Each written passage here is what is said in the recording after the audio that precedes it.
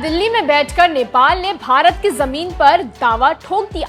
क्या काला पानी और लिपुलेख को लेकर एक बार फिर नया विवाद शुरू हो गया है। भारत दौरे पर आए नेपाल के विदेश मंत्री शिशिर खनाल के एक बयान ने नई बहस छेड़ दी है। दिल्ली में मीडिया से बातचीत के दौरान जब उनसे कैलाश मानसरोवर यात्रा को लेकर सवाल पूछा गया तो उन्होंने काला पानी और लिपुलेख इलाके को नेपाल की जमीन बताते हुए बड़ा दावा कर दिया।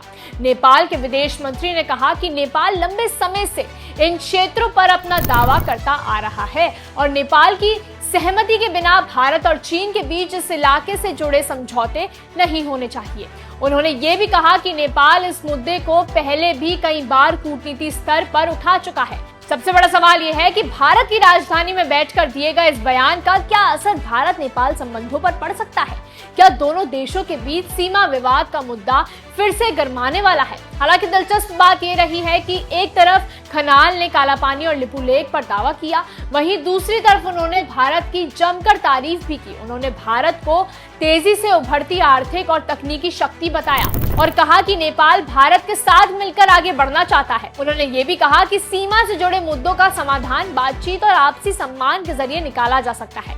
अब देखने वाली बात होगी कि इस बयान पर भारत की ओर से क्या प्रतिक्रिया आती है और आने वाले दिनों में दोनों देशों के रिश्तों पर इसका क्या प्रभाव पड़ता है।